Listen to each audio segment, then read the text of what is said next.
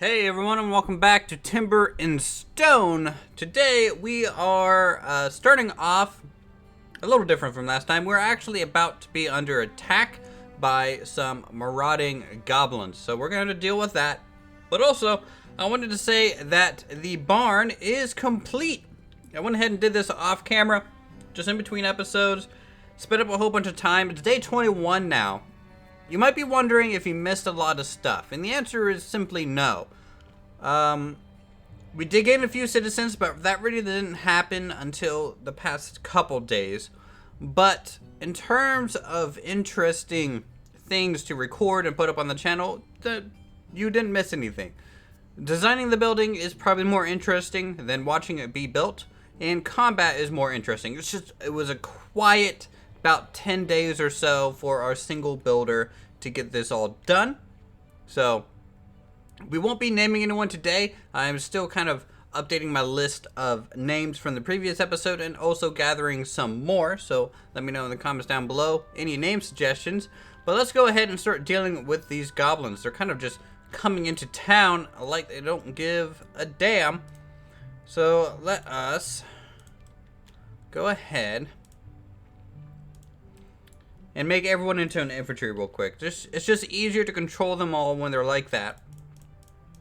So we're going to upgrade everyone. And everyone has a club, as you do. How's Ace? Ace is a little injured. A couple goblins came by, but nothing like this. This is like a full-on force of them coming in from the north. And then I think we have a woodchopper here.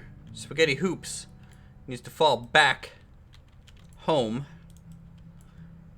So let's bring everyone kind of over to this corner as quickly as possible.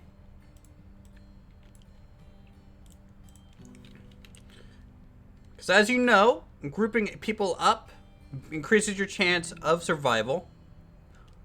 Wow, there's a lot of goblins out here. As you can see, they're just roaming the wilderness to the north.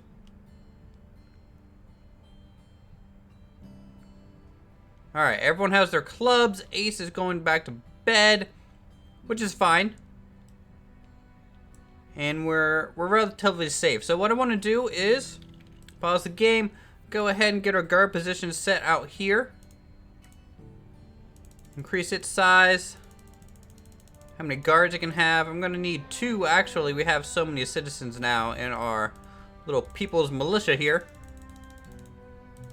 So let's do that. Alright. Turn off this one just temporarily. And hit play. And that should update. In theory. Okay, maybe not. Where's the latest goblin been spotted though? Out there. Alright, well let's just move everyone one at a time. Sometimes it's just quicker that way. Kind of wish, like Stone Hearth, Timber and Stone would have some sort of party group system. That would make this whole process a little easier. Alright, there we go. So we're progressing down the road at this point.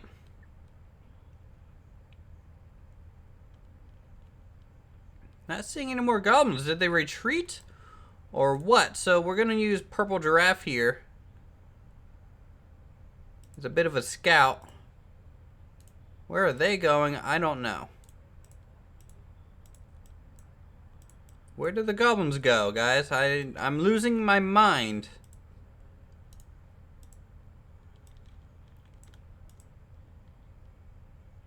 Okay.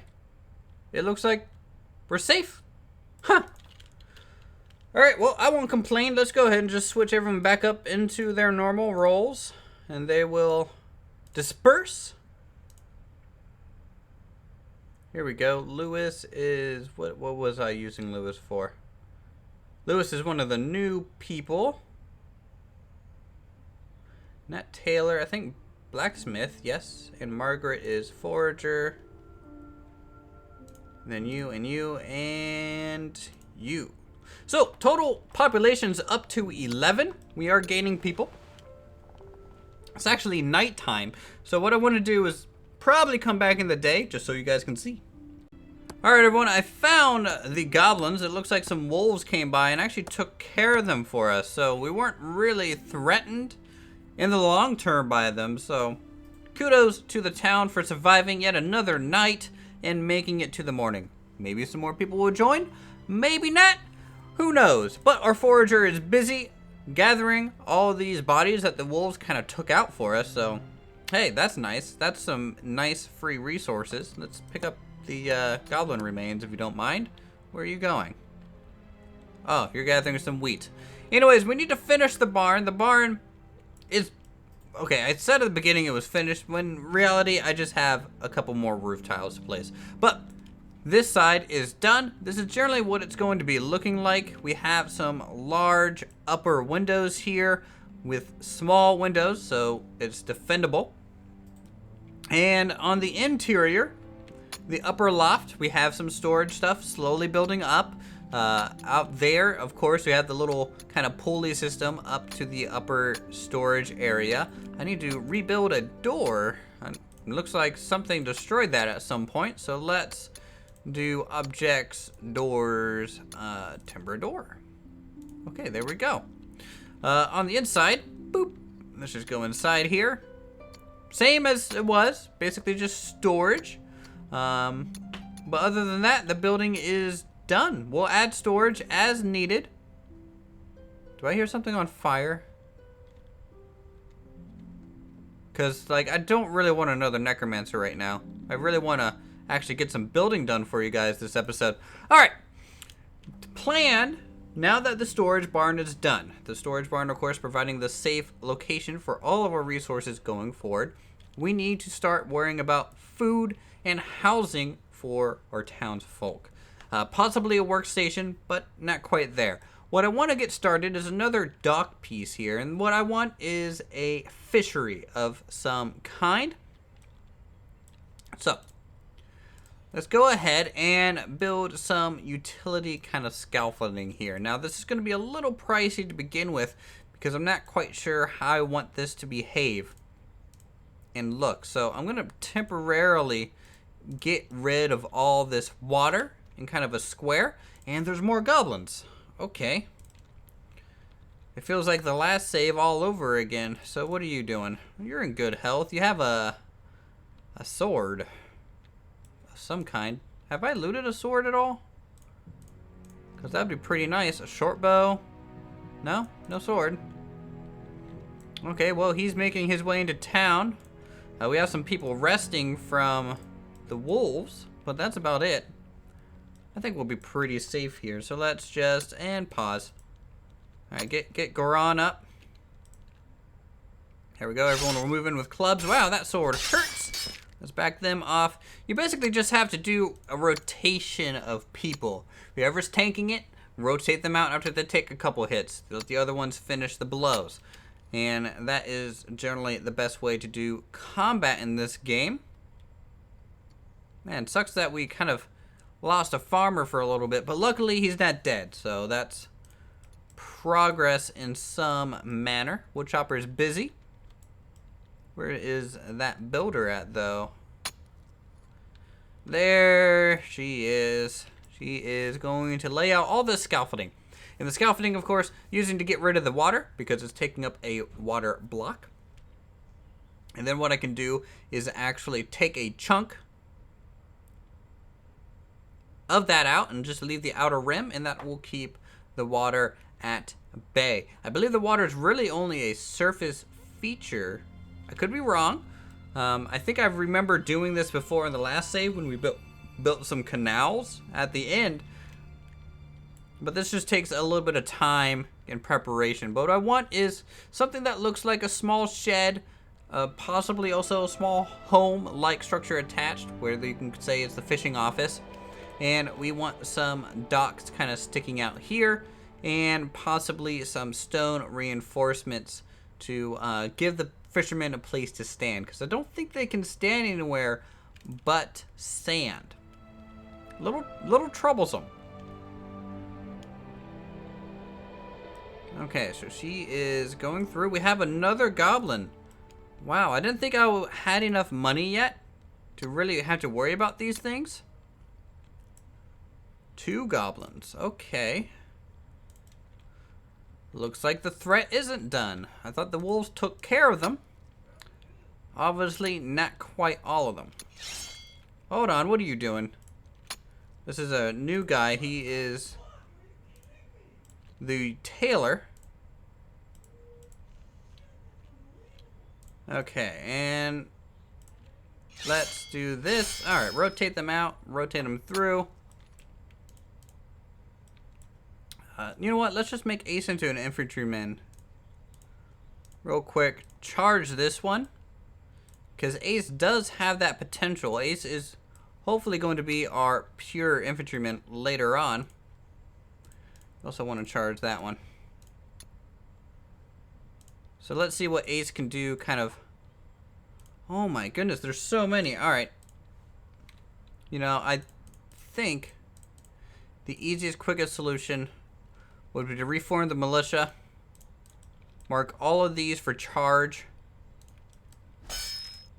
Oh my. Okay, so that one had a sword. That one does too. The ones with the swords and the shields, those are the ones you gotta watch out for. So what's this one gonna have? Over here, kind of near the water's edge. We're chasing him down right now, but he's retreating into the water, and he is gone. Just like that. Okay. That's fine, we'll take it. Everyone go back to work.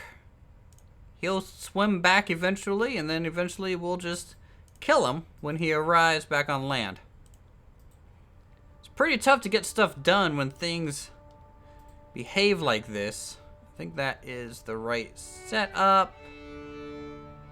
Yes. Okay. We also need to establish a permanent mine eventually. We do have enough people. The new people consist of a blacksmith, a tailor, and a forager. And I believe I have some name suggestions to go through in those fronts. But they need to... Basically, the blacksmith needs to upgrade our tools.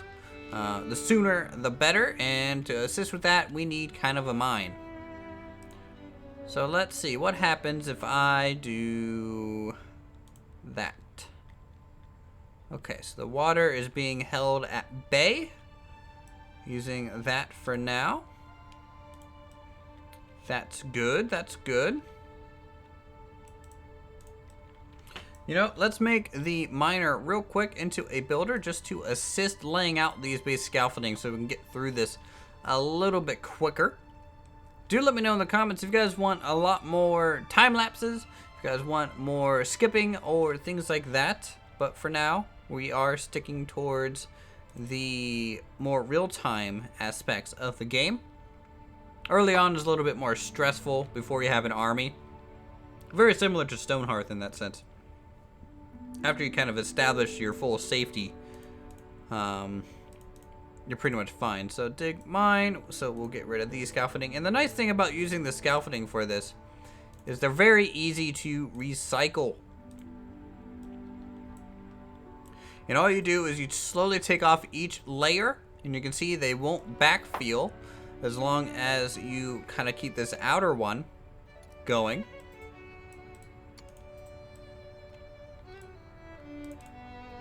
And when you lift these back off, you actually get the materials back. So all the wood we used for this, you can watch the wood number here. We're at 196, jump straight to 253.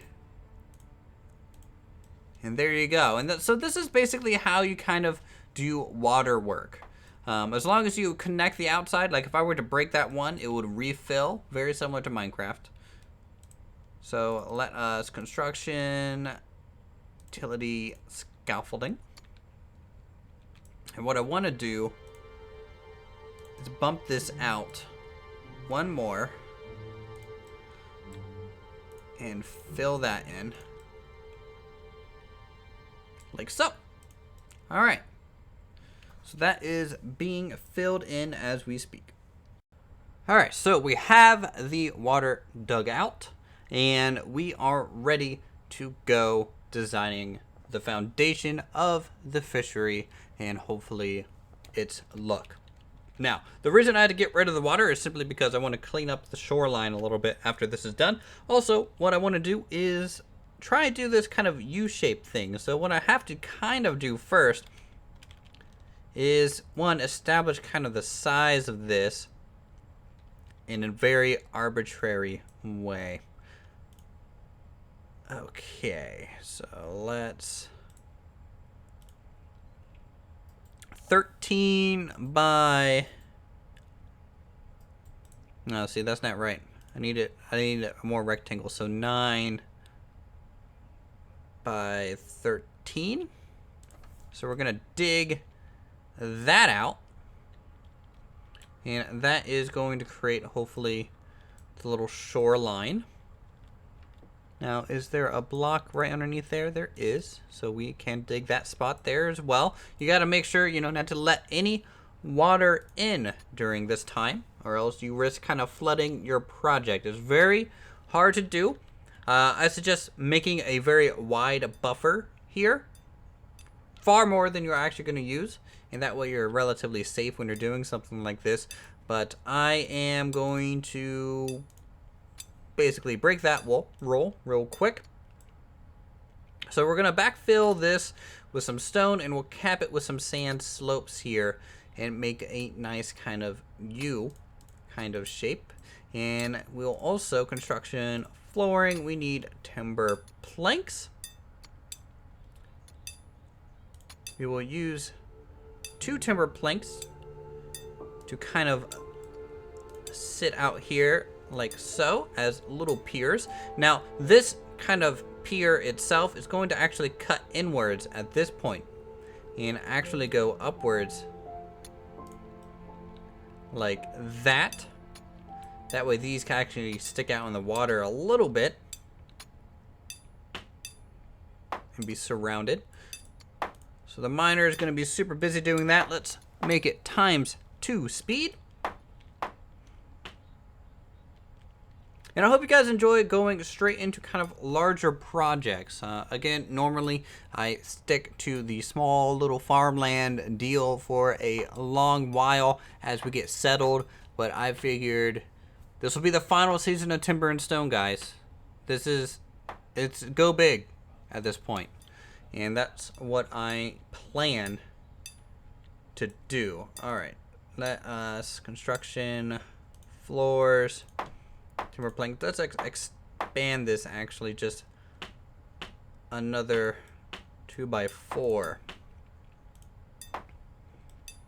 and we can replace the scaffolding here in a second. Those can be little floating, kind of just on the water's edge as little docks. Now it's really hard to kind of get the pillars built. I'm not going to bother doing that. I'm just going to kind of float these out there. I think that will be just a quicker solution. And the reason as well that we have this kind of at water level is simply to allow the fishermen to do their job. I'm pretty sure they can only fish off of sand and or stone, not even cobblestone.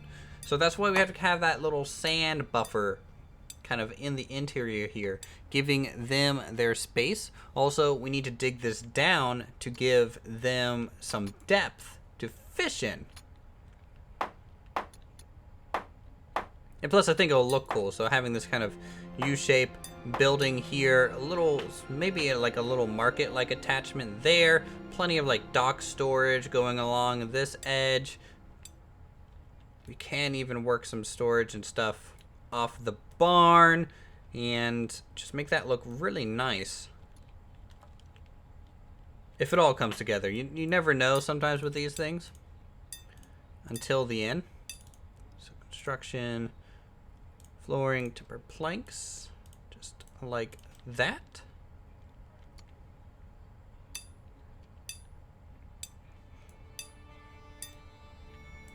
And what you can also do is construction utility fence. And don't do this everywhere, just kind of dot that around. And you can create kind of the little vertical posts That might be along the pier here. In a little bit of a random fashion.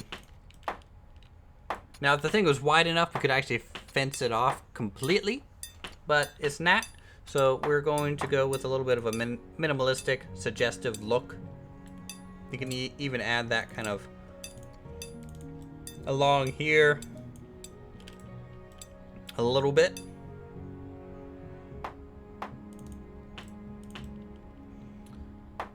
And that'll hopefully make that feeling go through.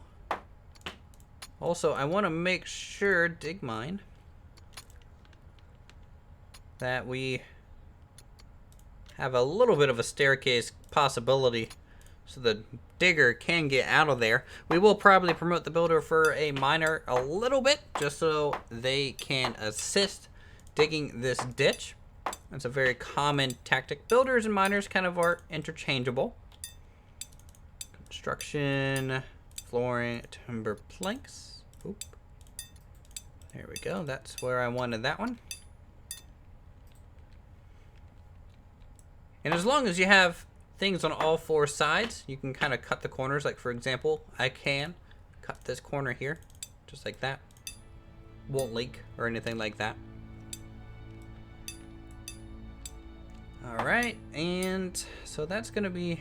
We might have to go one deeper just to make that a little bit more interesting looking, a little bit more depth to it, because as you can see a little bit of the land underneath the water. So if we go one more deeper, kind of in the middle, we can maybe bump up the sides, kind of make it look more interesting looking. There's those little posts. You can also objects, storage, food and seed, food crate. Let's go miscellaneous resource crate. You can kind of plop these down around and it'll make the dock look a little bit more lived in. Objects, decor. What kind of decor do we have?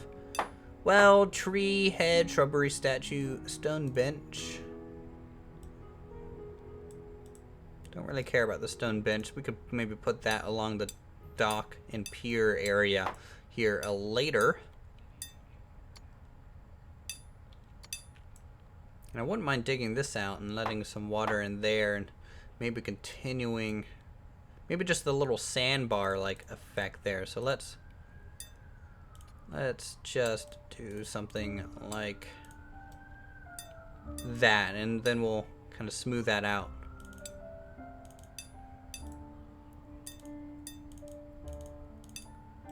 Yeah. And construction, flooring, timber planks.